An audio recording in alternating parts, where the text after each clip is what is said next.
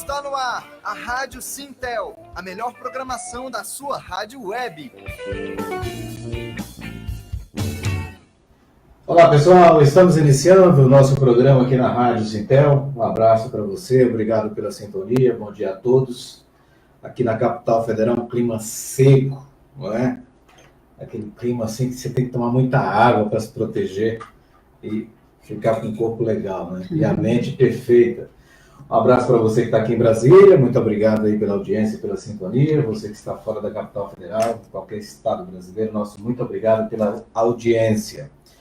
A Rádio Sintel hoje recebe a pré-candidata ao governo do Distrito Federal, Fátima Souza, do PSOL, não é? Durante o programa, nós vamos bater um papo e você vai conhecer as suas propostas e projetos para governar o Distrito Federal. Ela está acompanhada com outros convidados. O Chico Santana, jornalista, colega de profissão. Não é, Chico? Muito obrigado por estar aqui. Obrigado pelo convite, e não só como jornalista, mas como pré-candidato ao Senado Federal. Deixa eu cumprimentar a candidata Fátima Souza. Tudo bem, candidato? Tudo bem. Edivaldo, mais uma vez eu quero agradecer o convite. Eu sei que tem uns dias aí que a gente está tentando, né, vir no seu programa, que tem uma alta audiência. Eu aproveito e cumprimento os seus ouvintes e dizer da nossa felicidade de estar aqui e ter condições de a gente dialogar com o seu povo, o que nós estamos pensando para o Distrito Federal, né? Eu sou uma professora da Universidade de Brasília e estou como pré-candidata ao governo do Distrito Federal. Perfeito. Fátima, a senhora que é da academia, né, professora universitária da Universidade de Brasília, UNB, por que decidiu aceitar o convite de ser candidata ao governo do Distrito Federal? Na verdade, é mais do que aceitar um convite. É mais fácil ou mais complicado? A academia é diferente da política, ou as duas coisas se juntam? As duas coisas se juntam, porque, veja, estar em sala de aula é fazer política, né? E eu tenho duas disciplinas que a cara da saúde pública do meu país se chama Políticas Públicas de Saúde e Saúde da Família, né? Eu não sei se os seus ouvintes, né, sabem disso, eu vou aproveitar a oportunidade para dizer que eu fui uma das coordenadoras do programa de agência comunitária de saúde. Começou no meu estado, sou paraibana, né? E desde então eu tenho feito essa luta em defesa da saúde pública, da construção do sistema de saúde. Eu sou filha do projeto da Reforma Sanitária Brasileira, estou há 40 anos aí na estrada. E veja, não tem como você diferenciar a sala de aula, né, de uma ação da saúde pública, né? Porque aí eu tenho esses dois pés, né, vamos dizer assim, no serviço e na academia. A academia, para mim, ela só toma sentido se ela ensinar para a emancipação do sujeito, a autonomia dos sujeitos, né, para que ele se posicione numa sociedade, isso é política. E, por outro lado, se nós formarmos cidadãos conscientes, né, profissionais da área da saúde, que esse é meu lugar, para que ele possa, de fato, tocar o maior projeto de inclusão social que nós construímos ao longo desses 40 anos, né, marcado no processo constituinte, que é o Sistema Único de Saúde. Então, eu não teria como lhe dizer qual é a tarefa mais fácil, porque não existe tarefa fácil na política, né? Agora, veja, eu compreendo a dificuldade que é concorrer ao Distrito Federal com as regras, né, da velha política, né? Então, eu aceitei o convite por vários motivos. Eu queria demarcar alguns aqui. O primeiro deles é que Brasília, de fato, vive uma situação muito grave, sob o ponto de vista da ética na política, sob o ponto de vista da desesperança das pessoas, né? Os velhos políticos, eles desgastaram, né, uma forma de administração pública, onde as pessoas não acreditam mais em nada. Então, esse é um desafio em que eu estou me colocando à disposição da cidade, uma cidade que me acolheu com muito carinho há mais de 30 anos, e eu me sinto no dever de cidadã, de professora, de sanitarista, né, devolver, vamos dizer assim, os meus serviços cada vez mais, né, porque há 30 anos eu venho prestando serviço a essa cidade. E segundo, porque do conhecimento dessa bancada e de quem está nos ouvindo, em que a gente passa, de fato, uma crise muito grande no país, e a capital da República é um lugar onde deve ser exemplo, né? Eu insisto sempre em sala de aula e agora nos movimentos, né, na minha caminhada por toda a Brasília, o Distrito Federal e às vezes em cidades do entorno, de que Brasília precisa ocupar o lugar onde as políticas públicas devem ser formuladas, né, para servir de exemplos para os outros estados, para os municípios aqui da região.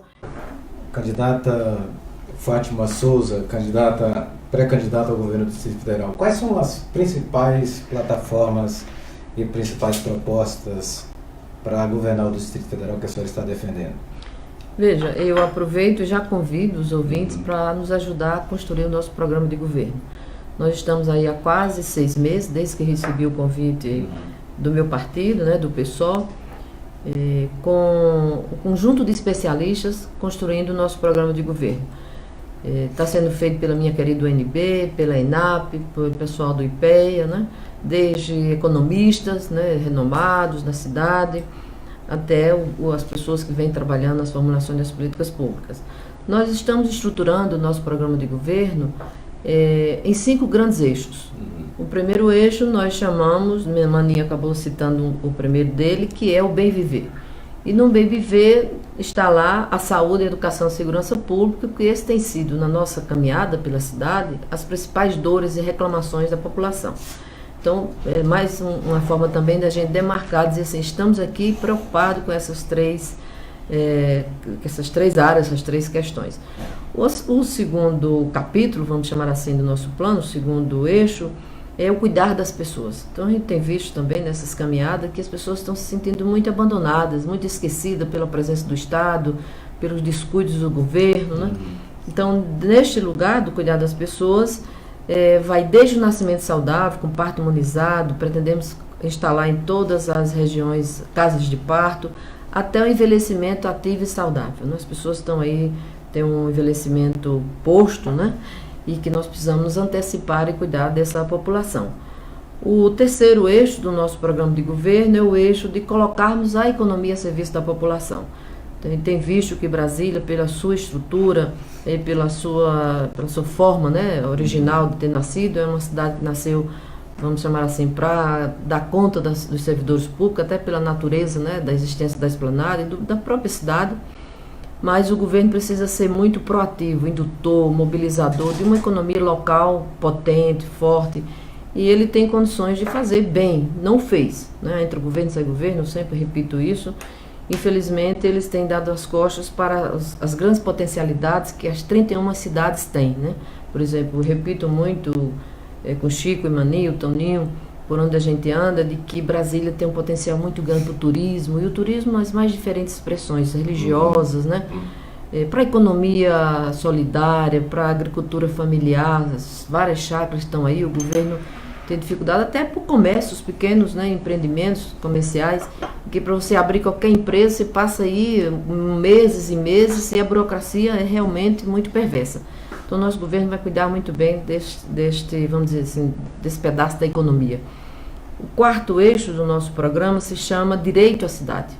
E aí nós estamos, de forma transversal também, esses políticos, muito preocupados com a questão da moradia saudável, né? Uma moradia em que as pessoas possam chamar de que essa casa é minha, e a cidade tem um marco pesado, que é essa questão dos grileiros, né? Das invasões, ocupações, né? E que isso irregulares, isso tira o sono das pessoas, né? Teve várias reuniões na Estrutural, São Sebastião, são lugares em que se percebe o sofrimento das pessoas, não saber que se aquela casa vai ser dele um dia, etc. E aí passa a questão do transporte, né? Tudo isso está circunscrito aí no capítulo do direito à cidade. O direito de ir e vir, essa cidade precisa ser feliz de novo, alegre, foi criada para isso, uma cidade de encontrar as pessoas. Tá? E o quinto eixo, que esse é um eixo, a despeito dos 4 que eu mencionei, me é muito caro, né? Porque eu sou filha da democracia, sou mulher que sempre estive nas lutas, que se chama O Povo Governa. Então nós vamos voltar radicalmente com as instituições dos conselhos setoriais, conselhos da saúde, da educação, da segurança pública, e nos preocuparmos com o tema que todos os governos prometeram e não conseguiram dar a cabo, ou pelo menos virou promessa apenas de campanha, que é a questão das administrações regionais. Nós vamos tirar da lei orgânica, que está aí há mais de 25 anos, que ninguém nunca colocou para ser efetivada, que é os conselhos comunitários, né? E lá a escolha dos administradores regionais, que tem historicamente servido a governo como cabides de emprego, definição de A cargos senhora defende a eleição comissionados. direta para administrador regional da cidade? Defendemos, não sou eu, né? Eu sou porta-voz de todas essas teses que eu falei aqui, do meu partido. Acho que isso é uma forma de radicalizar não só a democracia nos territórios, nas 31 regiões, mas eu acho que é um inibidor desses processos de negociatas da velha política. E mais, do ponto de vista da administração, que é desse lugar que eu falo mais, né? Porque sou administradora pública, da autonomia, né? As pessoas que moram no local, as pessoas sentirem que quem está administrando tem legitimidade, foi colocado por eles, né? Essas são as teses que nós defendemos. Mas é bom complementar essa Diga aí, proposta Maninha. da Fátima, porque a gente fala assim, eleger os nossos administradores. Isso não é uma coisa muito simples, né? Porque tem questões que envolvem a legislação. Não só a legislação Constituição federal, a Constituição, como também o que a Fátima sempre discute e vai ao cerne da questão, orçamento. Não adianta eleger se não dá autonomia Da administração. para as administrações. Financeira, enfim, etc. né? Então, esse é um processo que o programa de governo que a Fátima representa está se aprofundando para que a gente possa, de fato, apresentar uma proposta acabada. E não esse populismo que a gente ouve por aí, como a gente ouviu, que se aprovou até na Câmara Distrital, mas que, na verdade, de eleições diretas e participação popular não tem nada, né? Então, o discurso da Fátima ele vai ser fundamentado na legislação e na participação popular. Mas a democracia, que eu quero insistir, mais efetiva, né, porque há esse desgaste da democracia representativa, é que cada vez mais eu me convenço disso. Eu fiz meu pós-doutoramento no Canadá. E quanto à população, quando ela se sente que ela faz parte da administração, e não é com cargos, nem comissionados, são cargos simbólicos, né? Eles têm prefeituras da cidade, das ruas, dos bairros, das quadras, né? Então, assim, aquele espaço tem um sentimento de pertencimento, é meu, eu cuido, né? Então, nós vamos criar isso nessa cidade. De novo, nós vamos voltar ao debate do orçamento participativo. A população precisa saber quais são os recursos que entram nessa cidade, né? Não Para só poder fiscalizar também. fiscalizar, e ele saber assim, eu estou pagando meus tributos e estou vendo para onde ele está sendo direcionado, porque eu decidi também isso, ou então eu decidi isso, né? Eu tenho uma Maninha, tem insistido muito comigo e eu acho muito simpático, a gente tem muita identidade nesse sentido, de que nós vamos retomar os conselhos de cogestão da saúde, na educação, na segurança pública. Na hora que nós temos um conselho de segurança pública, por exemplo, nas escolas, a violência vai diminuir enormemente, porque os pais, os alunos, os professores, os diretores e o policiamento, né? Eles vão dizer, eu vou cuidar dessa escola, né? Claro que a gente não vai, em 4 anos de governo, acabar a violência, porque isso é cultural, né? Isso é instituído, mas nós temos que começar a fazer. Perfeito. Ô Chico, já que você é pré-candidato ao Senado Federal, tem questões aí que envolvem o Senado, né? Que envolvem o Congresso Nacional, né? Com certeza, Edvaldo. Eu queria voltar a esse tema das administrações, porque às vezes o próprio brasiliense fica insatisfeito com a incapacidade das administrações regionais de resolverem pequenos problemas da sua comunidade, né? Para trocar uma lâmpada de um poste, pintar um parquinho, aparar o mato da esquina e tal, as administrações não têm autonomia, né? Tem que pedir a SEB, a CAESB, o SLU, a Nova Cap.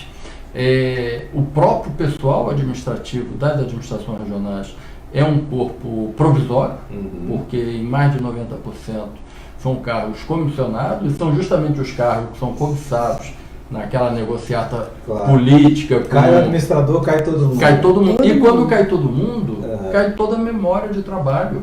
Né? E a administração regional, ela cuida também de um alvará de construção, de uma licença de funcionamento de um estabelecimento comercial. E se você não tem um corpo de profissionais concursados, gabaritados, lá um engenheiro, o arquiteto, o advogado, o administrador, para tocar isso à frente, independente de qual seja o governo, as coisas não andam. Você para abrir uma loja, para ter um projeto de um prédio aprovado, é mais de ano. Né? Mas você falou bem, tem muito tema que para que a professora Fátima tenha êxito e a gente possa mudar essa realidade no Distrito Federal, uma das coisas passa na boa e correta e integral aplicação dos recursos públicos que vêm da área federal. Por incrível que pareça, a gente escuta todo dia na mídia os governantes de plantão reclamar que não tem dinheiro para a saúde, para a educação, para a segurança, e, infelizmente, a mídia não dá o mesmo destaque.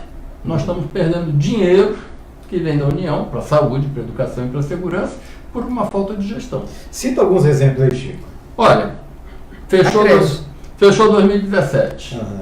O governo do Distrito Federal devolveu 330 milhões de reais do Fundo de Saúde do Distrito Federal para a União.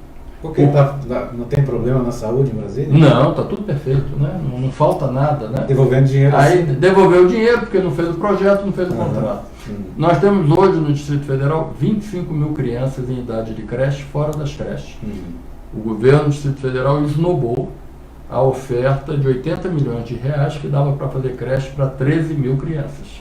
Ou seja, metade da garotada que está fora das creches. Como a professora Fátima coloca, até a questão de segurança, a questão de comportamento público, de civilidade, começa numa boa creche. É onde você começa a desenvolver uma cultura de cidadania de toda a comunidade, né? Metrô, só para terminar aqui, né? Metrô que nós estamos desde o governo Arruda, Rosso, Agnello e o Hollenberg agora acabando, o metrô não andou 1 centímetro, né? Não tem 1 centímetro novo. Promessas muitas, né? E se perdeu 415 milhões de reais agora do Ministério das Cidades porque não mandou a papelada que tinha que mandar. Né? Quem é que perde com isso? A população, porque não tem o serviço da creche, o serviço da saúde, o serviço do metrô e esse universo de quase 400 mil desempregados, né? Que poderiam estar sendo empregados na construção dessas creches, na ampliação do metrô e mesmo posteriormente na gestão desses equipamentos públicos. E entra um elemento aí que o Chico sempre fala, e a gente concorda, que é o seguinte: qual é o papel do Chico, meu papel de um deputado distrital, né? Que é esse papel da fiscalização daquilo que é feito. Então, se a gente tem uma Câmara Legislativa do Distrito Federal, que hoje não representa absolutamente nada, com raríssimas exceções, essa Câmara, como o Chico diz assim, ela serve muito para ocupar os cargos das administrações regionais, para brigar por cargo comissionado e cada deputado ter o seu feudo ali para fazer a sua campanha novamente quando for candidato, etc. E ter as benesses que o governo lhe proporciona. Se essa Câmara Distrital tivesse esse papel fiscalizador que o Chico chama a atenção, evidentemente que esse dinheiro não estaria sendo devolvido, porque o deputado tem que cobrar do executivo. No caso, se a Fátima for eleita e o Toninho for o deputado distrital, ele vai ter que fiscalizar o trabalho da Fátima. E isso que o Chico disse, dinheiro de creche sendo devolvido, quando a gente tem milhares de mulheres nessa cidade que são trabalhadoras, que necessitam deixar suas crianças e não conseguem trabalhar, e às vezes mulheres que sustentam a própria família. Então, se esse deputado fiscalizasse o que o executivo está fazendo, nada disso estaria acontecendo. Deputado distrital não é só para fazer lei. Isso vai para o federal também. Vai para o federal e para o Senado. Da União. E para o Senado também. Né? Então, a gente veja como há uma distorção do papel do parlamentar, que hoje a população acha que eu preciso de um posto de saúde, vou pedir ao deputado para fazer o posto de saúde. Não é o deputado. Quem terá a caneta será a Fátima. É o executivo. É o executivo. Nós seremos fiscalizadores e estaremos em busca de recursos, como disse o Chico, no orçamento federal, tanto o Congresso Nacional, no caso ele senador e eu deputada federal, nós estaremos ali brigando pelas verbas destinadas ao Distrito Federal. E o deputado distrital, além de aprovar o orçamento do Distrito Federal, ele tem que fiscalizar se essas verbas estão sendo aplicadas. Perfeito. Mas me permite só um comentário em relação a isso. Sem dúvida. Veja, mas também essa relação do lado de cá, eu agora sou executiva, né? E Eles vão cobrar. eles dois, pois é, ela disse que eu tinha a caneta, assim, eu deixar o povo. Mas um comentário assim, o que assim, como professora eu não posso falar, eu falo sempre com os dados, né? Mas também falo com a cultura. Eu passei 15 anos no Ministério da Saúde, coordenando a Agência Comunitária de Saúde, e nós pautamos muito o poder legislativo. Porque, veja, quando você tem propostas claras e sabe como vai ser integrada essas políticas públicas, você pauta o legislativo. As emendas parlamentares, elas não vão pulverizadas para qualquer coisa. Elas vão dirigidas. Quer ver um exemplo? Eu repito sempre isso. Hoje, os parlamentares têm que destinar 50% das emendas ao setor saúde. Sim. Mas não é mais para o setor saúde, para comprar ambulância, eles têm, desses 50%, 25% é dirigido à estratégia de agente de saúde ou da família. Ou seja, nós, quando o governo formos, né, se a população assim decidir, nós vamos ter uma agenda estratégica. E sentar à mesa. O governo não senta à mesa, ele senta à mesa para ser pressionado ou para pressionar das demandas que ele julga que é necessário. Não, nós temos que convencer o parlamento quais são os problemas que existem na 31ª região. Quem vai nos calçar é o orçamento participativo, a população vai dizer quais são as suas demandas, né? E a partir daí nós vamos convergir a relação do orçamento com essas demandas do parlamento, com a emenda, não só a emenda parlamentar, mas o que Brasília tem, que ninguém discute, parece falta de inteligência, mas não é, eu acho que é oportunismo político mesmo, que assim, nós temos uma diferença que outras unidades do país não têm, unidades federadas e mesmo os municípios. Nós chamamos centro do poder, aqui do lado está explanado os ministérios. Nós podemos ser indutor e provocador das demandas que Brasília tem, até para ser laboratório de gestar as políticas públicas. Ou seja, nós vamos chegar para o Chico lá no Senado e para a Maninha lá na Câmara Federal e dizer, olha, Maninha, eu não quero recurso para isso, mas eu quero para estas políticas públicas que estão integradas, que Brasília precisa para si e para ser espelho para as outras unidades federadas. Isso é um governo que eu chamo de inteligência, um governo proativo, um governo indutor, provocador, né, dessas relações com eles. Perfeito. Que tá aí. Para você ter uma ideia, só de volta do universo, e que seu ouvinte também possa ter, cada deputado federal, cada senador federal, a cada ano, pode botar 15 milhões de reais individualmente em emenda no Distrito Federal. Fora a emenda de bancada. Sim. Exatamente. E a emenda de bancada vai para Coletivo. chega perto de 400 milhões de reais. Então, veja só, nós estamos falando aí a cada ano de recursos da ordem de 600 milhões de reais aproximadamente. Além do Mas o fundo que eu quero- constitucional. Sem falar em fundo Mas o que eu constitucional. quero dizer, Chico, assim, é que é desordenada. Sim, não é. Cada Não tem- parlamentar não tem- vai lá, por exemplo, São Sebastião, a dizer eu quero isso, eu quero aquilo, para agradar um conjunto, porque isso também é pedagógico. Sim. A população, junto conosco, num diálogo franco, Sim. aberto, vai dizer assim, por que você está pedindo isso?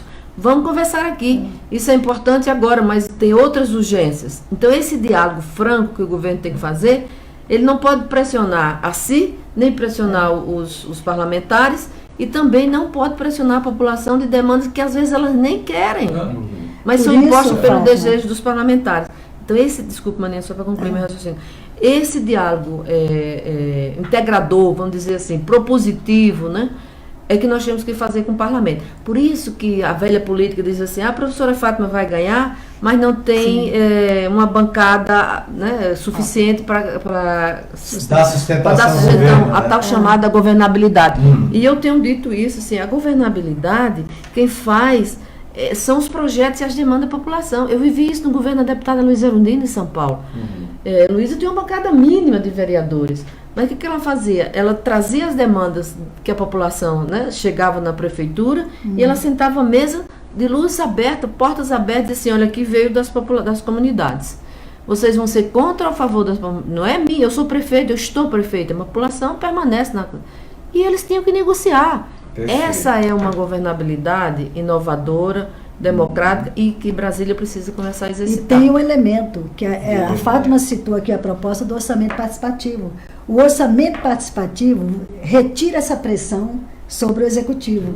Porque eu me lembro que no Porque passado... ninguém vai contra o povo. Exatamente, que é Se o exatamente... povo decide, Se o Embora povo tenha alguns decide, parlamentares que tinham uma tentação danada. danada. de querer ir contra o povo, né? E eu me lembro que no passado, no funcionamento do orçamento participativo, quase no final já de governo, a gente percebeu algo interessante.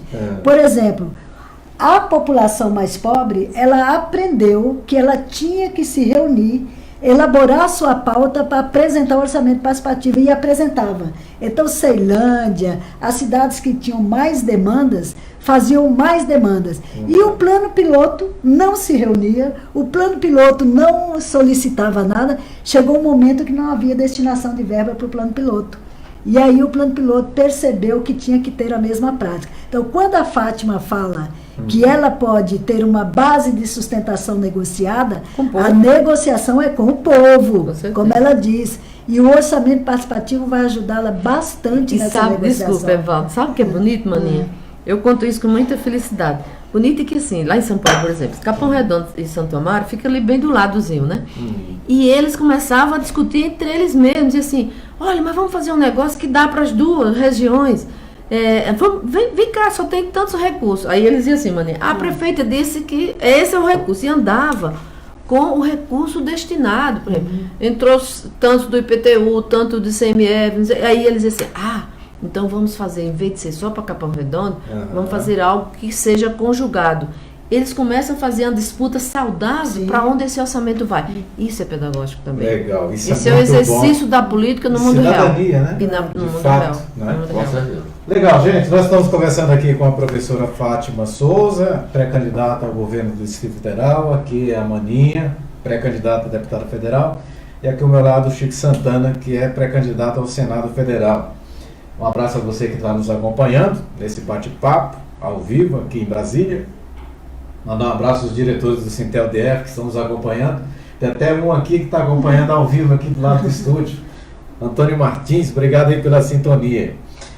Mandar uma pergunta aqui, o Geraldo Coan, né? O Coan, que é diretor do Sintel DF, pergunta aqui. Edivaldo, pergunta para a Fátima aí como ela vai tentar resolver, não é, os casos da saúde pública no DF, o descaso, né, da saúde pública no DF, com alguns hospitais jogados às traças.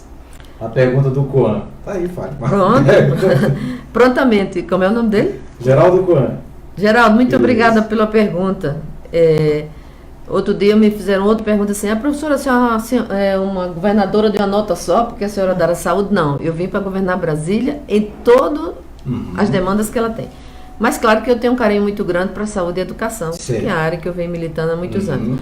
A primeira coisa que nós vamos fazer é implantar o SUS na cidade, que nunca teve. Entre o governo Sérgio Vento, com exceção, né, do período que Maninha foi secretária, que tentou implantar, e no governo subsequente, canetaram. Nós vamos começar com saúde em casa. Nós vamos voltar com essa proposta que, por onde eu ando, todo mundo pede. Então, eu brinco assim, o povo pede e o governo obedece. Saúde preventiva é a solução, né? Não tem saída. Ou a gente faz prevenção e promoção da saúde, ou nós vamos repetir o modelo da doença. Esse é o modelo da promoção que eu estou fazendo a defesa. Começa em casa, começa nas famílias, começa com a presença dos agentes comunitários de saúde. E não é só porque é barato, também é barato. Não é só porque racionaliza os insumos estratégicos, também acontece. Mas é o mais importante, as pessoas começam a cuidar da sua própria saúde. Começam a entender que saúde não é apenas a ausência da doença. Eu repito isso desde a sala de aula, agora na nossa campanha. Veja, o processo de prevenção, você começa a compreender de que tem um lugar em que você precisa ir, mas não é... Desculpe. Não... É porque chegou o Toninho. Chegou o Toninho aqui. Me atrapalhou o raciocínio. Deixa eu só responder. Começamos saúde em casa, mas saúde em casa ele não pode ser desvinculado do conjunto da rede. É que eu tenho chamado de redes integradas, porque nada mais é do que a referência. Nós não podemos ir direto para o hospital, porque o hospital não é um lugar de fazer só prevenção e promoção. Lugar onde vai resolver as questões mais graves. E para resolver as questões mais graves, ele tem que ser referenciado. Ele não pode chegar e bater de porta livre. Tem que ser programado. Tem que estar claro qual é a referência. Nós vamos definir em todos os hospitais das regiões, né, me ajude aqui, Guará, região administrativa, quais são os perfis dos hospitais. Não adianta você ter todos de porta aberta, tem que ter porta programada. Agora, o mais grave, por que fica ping-pong? Não sei se é o melhor nome, né, uma professora, mas assim, por que bate de porta em porta? Por que fica essa peregrinação? Porque não tem essa referência, não tem essa integração de rede. E nós estamos vivendo isso, a gente está vendo. Por que eles não têm, por exemplo, uma programação integrada das compras dos insumos estratégicos? O que são dos insumos estratégicos? Você tem medicamentos, você tem todos os insumos de cirurgias, eles não se programam. Aí todo mundo diz assim, é questão de gestão. É também questão de gestão, porque um bom gestor, ele se antecipa aos fatos. Se eu já sei quais são os principais problemas que a cidade tem, principalmente nesse período de envelhecimento, né, da tendência de envelhecimento da população, eu tenho que me organizar para atender as demandas de hipertensão, diabetes, todas as questões que a rede já está gritando e dizendo, esses são os problemas que tem aqui. Então, respondendo ao Geraldo, dizer assim, Geraldo, tem que trazer de volta o saúde em casa, tem que equipar as unidades básicas de saúde, tem que ter utilidade das UPAs, tudo isso integrado, conjugado. E tem que ir para o hospital aquilo que os outros equipamentos não resolveu. Mas o hospital não pode ser um lugar onde as pessoas é amontoadas de doença. O hospital é um lugar para resolver o que as outras unidades não resolveram, e mais do que isso, tem que estar equipado. Tem que ter médicos. A privatização de lado, né? Não, aí é outra questão, é que eu ia dizer. Exatamente. Porque o hospital de base, que eles transformaram no instituto, ali eles estão entregando a iniciativa privada. Você vai retomar? Vamos retomar, sim. Um dos primeiros atos do governo nosso será trazer o hospital de volta de base para o seu povo. Porque o que eles fizeram? Eles deslocaram da rede. O hospital de base era referência para tudo. Eles cortaram, privatizaram, deslocaram os médicos que há anos estavam lá, alguns já perto de se aposentar, numa canetada só, mandou para tudo quanto é lugar. Outro dia eu encontrei um médico lá no hospital de Itaguatinga. É triste, alguns com um processo de adoecimento gravíssimos, porque foram abruptamente, sem nenhum diálogo, né? Se agora não vai ficar aqui mais, você vai para outro hospital. Então, assim, o hospital é um lugar de receber os casos mais graves, esses casos graves com a presença de todas as equipes, o médico em especial, os enfermeiros, e com toda a condição de atender a demanda que ele traz. Se é cirurgia, tem que ter uma cirurgia.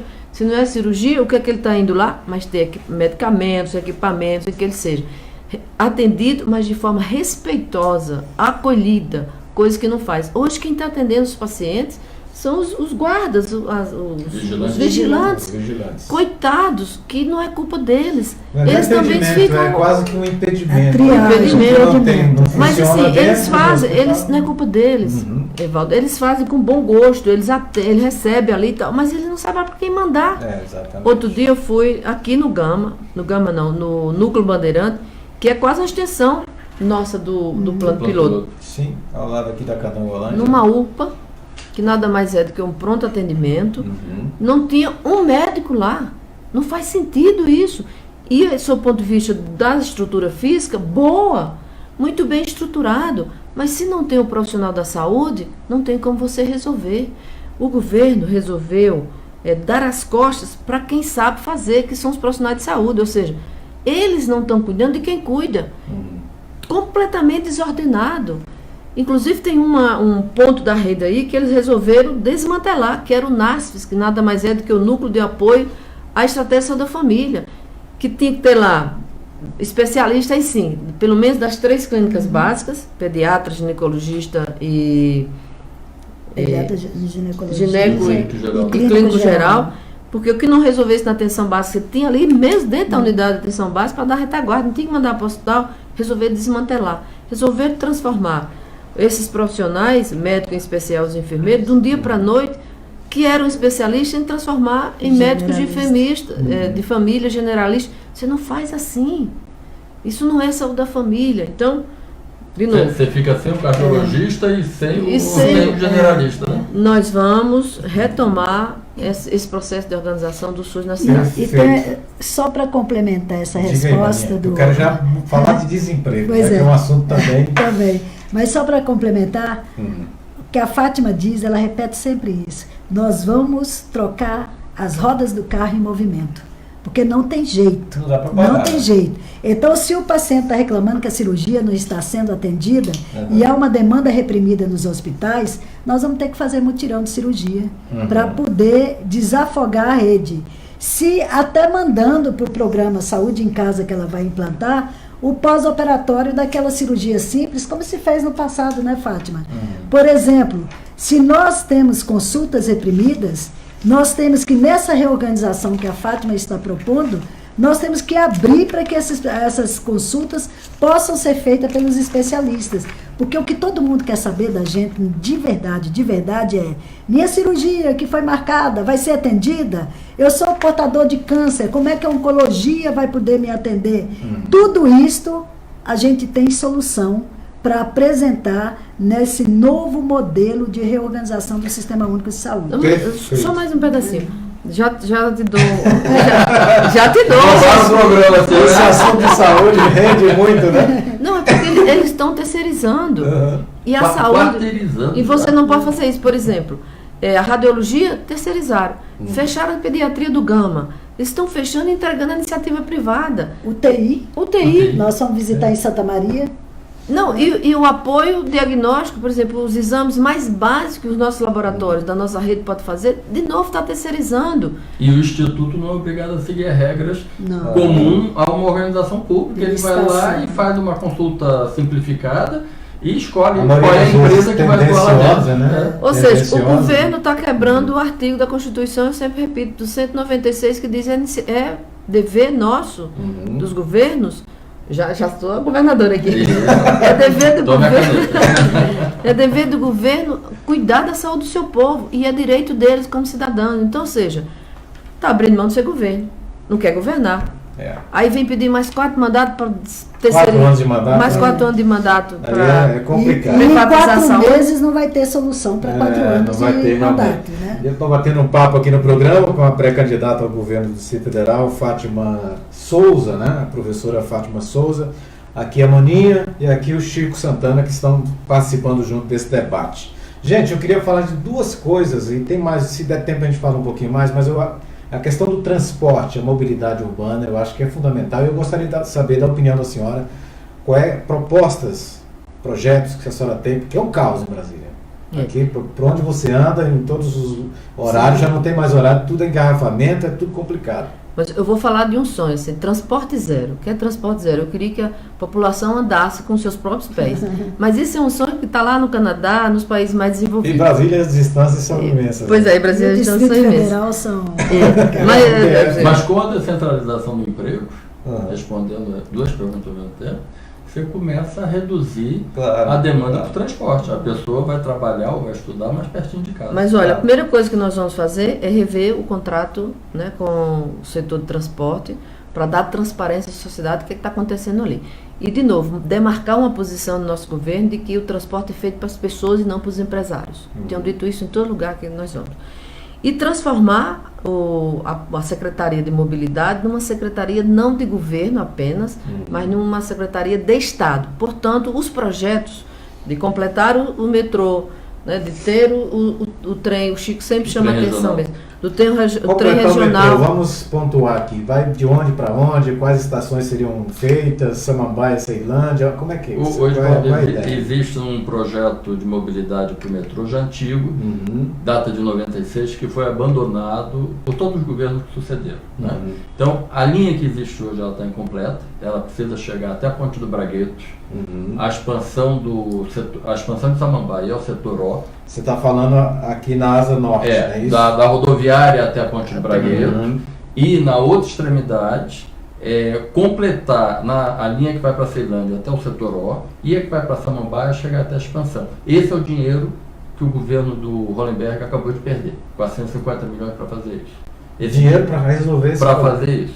A professora Fátima vai retomar isso, correr atrás desse dinheiro, apresentar os projetos que façam necessário. Mas existem 2 outras linhas previstas no plano. Uma linha é a do Gama, Santa Maria Gama, plano piloto. Mas o BRT não resolve esse foi um outro problema. O governo Agnello pegou o dinheiro que era para metrô, botou uma linha de BRT que está incompleta. Né? Precisamos completar. Que teve um superfaturamento de 25%, 250 milhões a mais, né? E que não ficou completo. Só lembrando, né, Chico, que esse projeto BRT, ele era nacional, ele não foi implantado por acaso. Ele foi uma das maiores, eu diria assim, que proporcionou a maior possibilidade de corrupção nesse país através dos transportes. Exatamente. BRT. Que é a caixa que ainda não foi aberta nessas investigações, do papel das montadoras e tal, mas isso é outra conversa. E a terceira linha, porque nós temos que acabar com esse com esse sistema que você, para ir de uma cidade a outra, você tem que passar pelo plano piloto. A cidade já tem vida própria. Então a terceira linha, projetada lá em 96, ela vai de Ceilândia ao Gama, servindo a Samambaia, servindo ao Recanto das Emas, Riacho Fundo 2, né? Passa atravessando a própria cidade de Taguatinga, num circuito semelhante ao que é o Pistão Norte e o Pistão Sul. Certo. Né? Esse é o grande projeto. Né? E outra coisa que vai estar na mão de Maninha e na minha, lá no Senado, é o seguinte: existe projetado um ramal Anápolis-Formosa de trem. Esse ramal está projetado para ser linha de carga.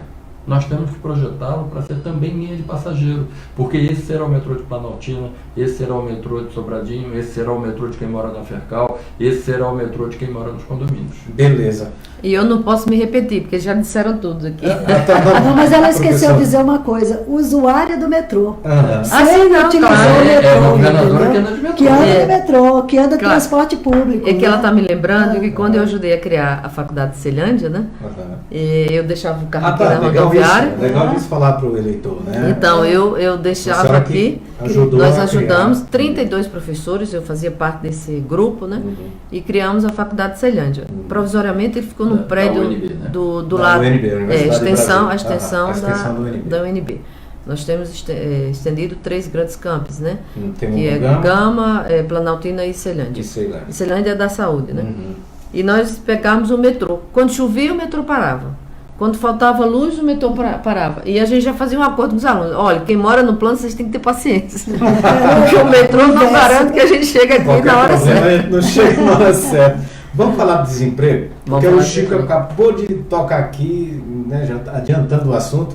Qual é o projeto que a senhora tem para reduzir o desemprego, já que Brasília está aí quase 19 ou pouco mais do que isso de desempregados? Primeiro é que nós vamos descobrir as potencialidades de cada das 31 regiões e assegurar o emprego onde eles estão lá, onde eles moram. E não transformar, quer dizer, reforçar de que o plano é um lugar de centralização dos empregos. Isso não existe. Seria incentivar as empresas a Locais, serem empresas locais. É o que eu estou chamando de desenvolvimento local, né? Tem uma coisa que me é muito cara, eu gosto de repetir isso e o meu partido concorda, né? É de que a maioria do desemprego ele está com os jovens. E eu escuto muito quando a gente faz a formação dos nossos alunos, os pais e as famílias mais próximas dizem assim: professora, eu fiquei muito feliz que hoje meu filho se formou, mas o meu filho não tem emprego. Então, assim, precisa ter um governo forte que sente à mesa com os pequenos e médios empresários, que descubra, né, essas potencialidades que eu estou dizendo e gere emprego, principalmente para essa camada da população. Nós estamos agora, vamos fazer um seminário com vários economistas, né? Vamos fazer um encontro com Sebrae, foi isso? Sebrae, para que a gente faça um acordo com eles, né? E diga assim, o que é que de fato nós vamos apresentar à população. Então, assim, essa pergunta eu não estou lidando com mais, sim, precisão, né? Porque nós estamos ainda em fase...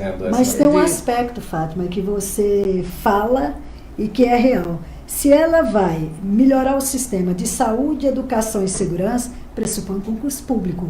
A nossa economia ela é gerada basicamente com prestadores de serviço e servidor público. Isso traz uma geração de emprego para esse aluno cuja família diz que não teria emprego. Agora, estará... Mas tem outra coisa, desculpe, Chico, tem outra coisa também que eu... só queria nessa linha de raciocínio, professor, é o seguinte, no sentido de incentivar as empresas locais, teria que levar em consideração a vocação de cada cidade. É isso que eu estou insistindo. Não só a vocação de cada cidade, mas a vocação do conjunto das 31 regiões, portanto, de Brasília, do DF e da região do entorno. Por exemplo, eu tenho dito que nós temos que incentivar a indústria, o comércio, não sei como é que eu posso chamar esse nome, do conhecimento. Brasília pode e deve ser uma expansão de tecnologia, o mundo pede isso, né? No passado eu ouvi dizer de uma cidade de tecnologia digital. Mas isso não funcionou. E você sabe muito bem disso. Não só Parece você, que mas ali eu em Samambaia, também. Recanto das Emas e entrar no Não, Mas é mais já do que... mudaram para cá? Mas é mais... Viu, Edinaldo? Mas é mais do que isso. Por exemplo, quantas universidades? Não falo só da UNB, eu falo do conjunto das universidades que tem aqui. O governo ele não se dá na inteligência de sentar à mesa com essas instituições de ensino superior. Nós temos vários institutos aqui do governo federal, eles não fazem essa aliança, e isso é um potencial grande de geração de emprego e renda para essas pessoas, né? E eu tenho insistido muito, um fator importante para a geração de emprego e renda é a desburocratização. É verdade que o setor público tem a obrigação de ofertar políticas públicas, ele é gerador de emprego e renda, isso é fato. Mas também é fato ao mesmo tempo que o governo não pode dormir, cochilar, de não ser um facilitador e um sujeito que possa dialogar aberto, tranquilo com o mercado. Muita gente diz assim, o pessoal não sabe fazer esse diálogo. Sabe sim, e eu sei fazer muito bem. Porque eu sou gestora pública e sei que nós estamos no mundo capitalista, precisamos humanizar essas relações e que o setor privado, seja o pequeno, médio ou grande, ele tem que sentar à mesa para ser vamos dizer assim, um grande empregador, né? Qualquer que seja a área que nós vamos ofertar, no comércio, na agricultura, enfim. Edivaldo, falando sobre isso que você perguntou das potencialidades, dá 2 pequenos exemplos. Nós temos Braslândia aqui. Uma potência na produção de morango, uma potência na produção de goiaba. Não faz um pote de geleia.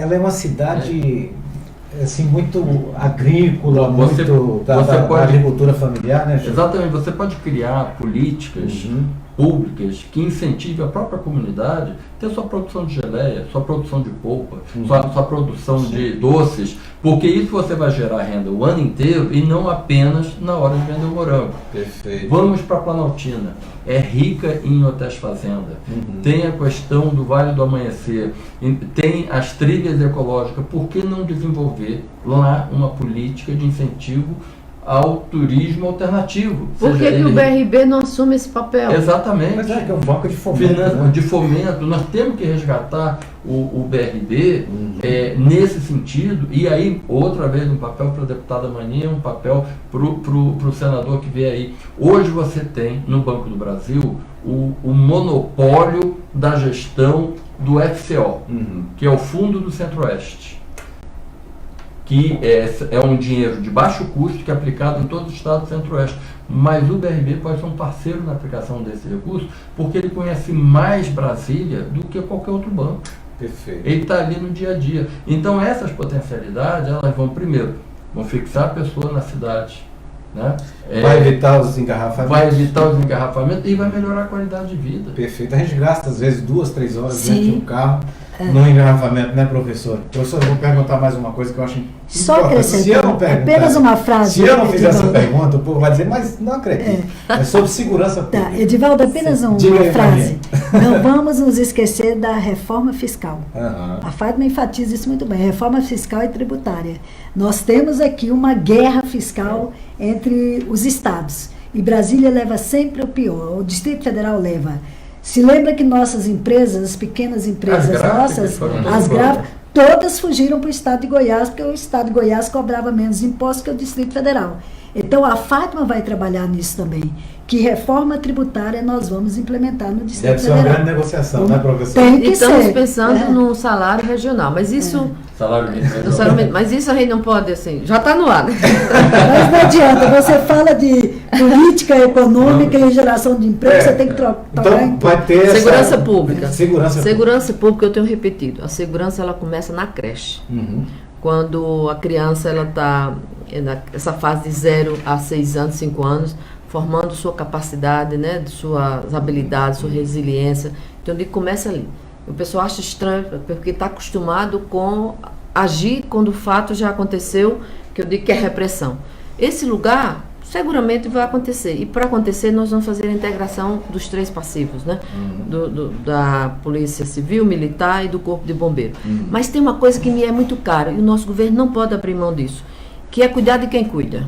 Nós precisamos cuidar. Eu não acredito que nenhum policial ele faça um confronto, ele gere mais violência porque ele quer. Ele gera porque ele não tem condições reais de equipamento, de formação, de segurança para si mesmo, para ele enfrentar. Acha que os órgãos de segurança estão doentes? Acho. Estão mesmo. Eu não posso falar isso porque é um protocolo da Organização Mundial de Saúde, não posso falar na palavra. Mas eles têm adoecimentos psicológicos muito tensos. Muito tensos. Que tem levado E nós temos suicídios. andado conversando com eles e eles reclamam muito disso. Primeira coisa. Segundo, como filho de uma universidade como Gama, tem toda a condição tecnológica e todos os outros da gente ser inteligentes e antecipar os fatos. De novo, assim como a saúde, nós vamos investir na prevenção. Esse é um lugar que nós não podemos abrir mão. Vamos prevenir a violência, e a violência acontece nos lugares mais pobres, mais perversos. Aí contra as mulheres negras, as mulheres sem emprego, os meninos pobres. Então. Junto com isso, nós vamos ter uma política pesada sobre a questão da prevenção das drogas. A senhora falou em mulher, nós podemos... Brasília pode ter eleita aí pela primeira vez, em cabeça de chapa, uma mulher, né? Uma mulher, enfermeira, nordestina, da saúde pública, gestora e em boas companhias, porque só eu sozinha não vou resolver os problemas dessa cidade. Quais são as principais propostas que a senhora tem para reduzir essa violência contra a mulher aqui no Distrito Federal, para incentivar, enfim, a que a mulher seja cada vez mais protagonista, não é? Quais as ideias que a senhora tem? Olha, a principal delas é dizer firmemente: nós vamos cuidar da integração da saúde das mulheres, nós vamos cuidar de todas as mulheres das periferias para que elas entendam o que é que nós estamos falando de cultura de paz e não violência, e nós vamos criar os conselhos locais de segurança pública, onde elas tenham referência, nós vamos ampliar as delegacias das mulheres para elas se sentirem acolhidas ali, e não é delegacia para ir lá e dar queixa, mas para elas sentir que ali é um espaço de acolhimento. Aqui em Brasília tem nós quantas vamos delegacias, Chico? Eu acho que é uma única Uma única. delegacia. A senhora pretende criar mais outras? Expandir em todas as regiões. Nós vamos criar, de novo, casas de acolhimento, né? Que o governo, infelizmente, tinha uma, que é um grande jornalista, cuidava, fazia advocacy, se perdeu. Nós vamos cuidar, sim, de ter casas que possam acolher, não só por uma questão de violência doméstica, né? E as creches? Essas a gente não pode abrir mão. Essas creches nós temos que ter... Tem algumas não, várias, que foram iniciadas e não foram concluídas. Não só não foram concluídas, mas terceirizaram. Eu gosto muito de dizer isso. Privatizaram. Venderam, né? Entregaram. Abriram mão de sua responsabilidade. Então, assim, e tem uma coisa que vocês não falam na imprensa, que assim, tem que cuidar da saúde mental das mulheres. As mulheres que ficam em casa, que estão desempregadas, que têm que cuidar do seu marido, têm que cuidar dos seus filhos. Ninguém está pensando nisso. E nós, é uma das coisas que eu sempre falo com a Maninha, porque também é minha colega da área de saúde, nós temos que ter a mulher com questão de saúde mental, ela não pode voltar para o manicômio, ela tem que ter um lugar de acolhimento. E os CAPs é um dos lugares onde a gente vai, que eu estou chamando da integração das políticas públicas, né? E na questão da atenção integral à saúde da mulher. Nós temos que debater seriamente a questão do... Como é que eu gosto de falar, Maninha? Me ajude aí. Quando eu digo... A pessoa fala, é o aborto, não sei o que. Não é aborto, nós temos que discutir a vida da mulher. A gente Na não quer as saúde mulheres, pública, né? A gente não quer as mulheres presas, a gente quer as mulheres livres, a gente quer as mulheres entendendo por que elas podem ter seus filhos, não podem ter seus filhos. Quer dizer, os governos largam a mão disso. Quais as principais razões, a senhora que é mulher, é a Maninha mulher, as principais razões, assim, da mulher que está nos assistindo, que está em casa? Porque a mulher precisa ser... Me deu uma das razões ou várias razões para eu votar em uma mulher. As principais razões, primeiro, que eu sou uma mulher, uma gestora pública, uma professora universitária, uma enfermeira, eu sou cuidadora. Não sou cuidadora no sentido assistencialista, não. Eu sou cuidadora no sentido da atenção. E que nós somos 52%. É isso que eu ia falar, meteu nós a mulher na conversa.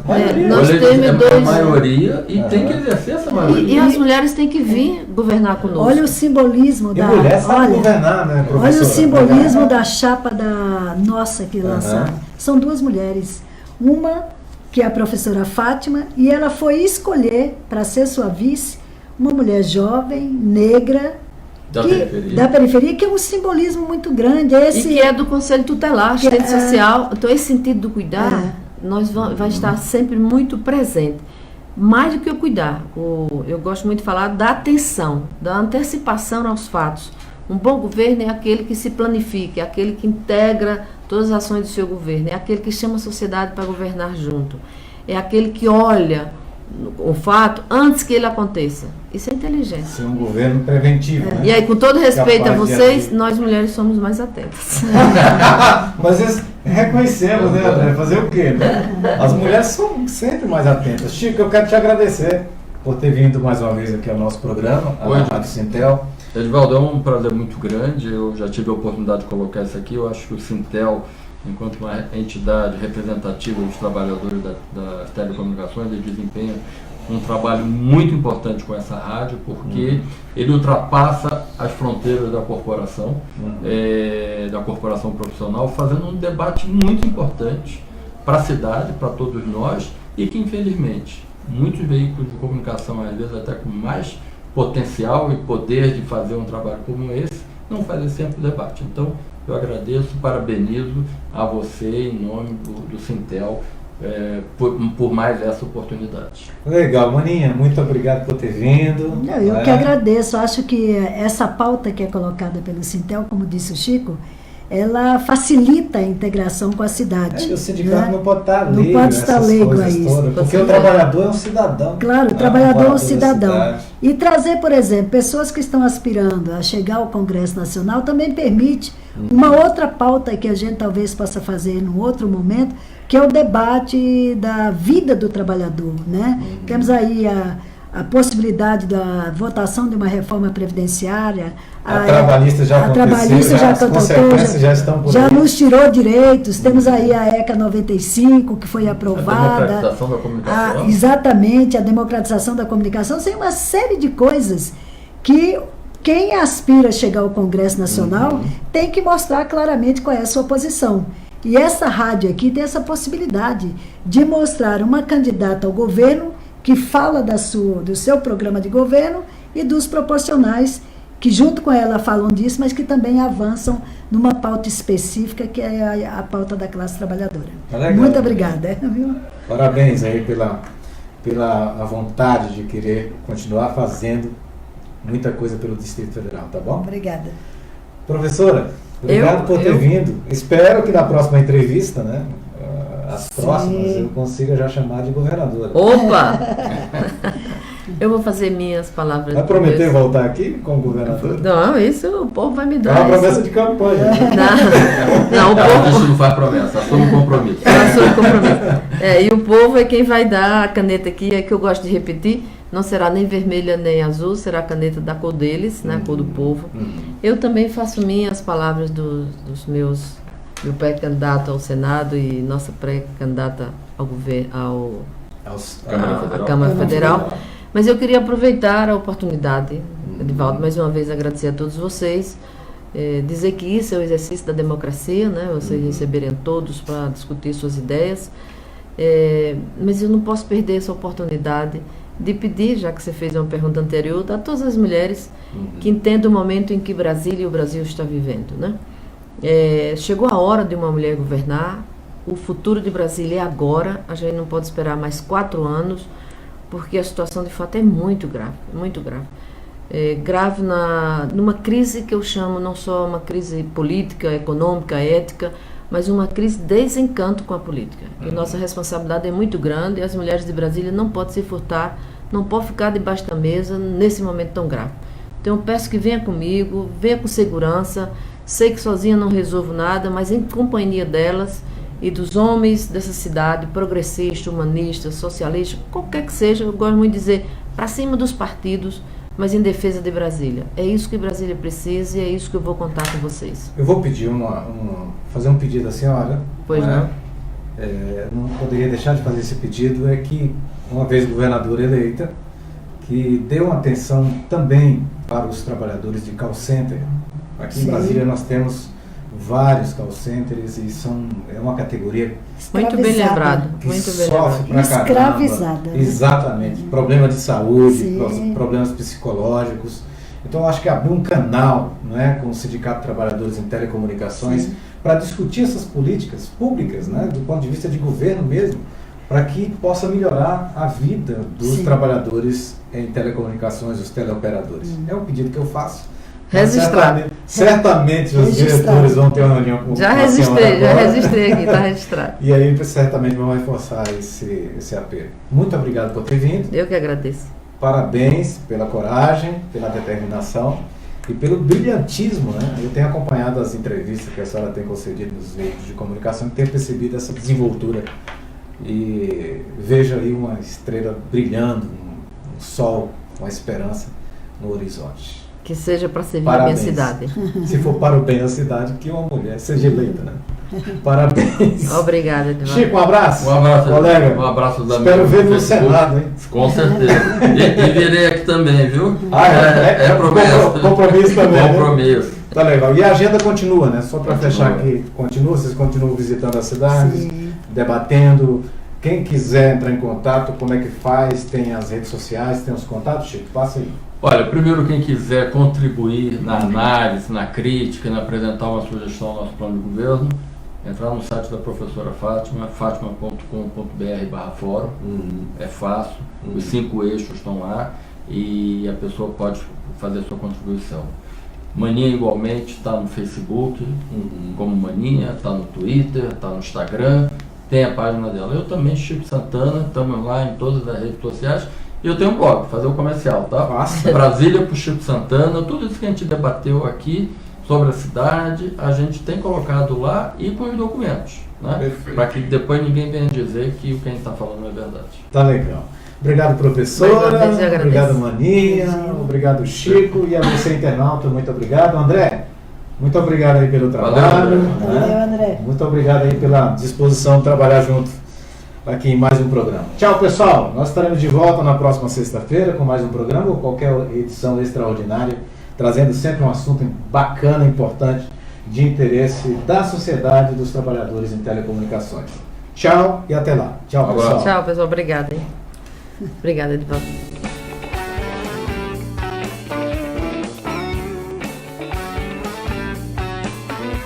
A Rádio Sintel fica por aqui. Aguardamos você na nossa próxima programação.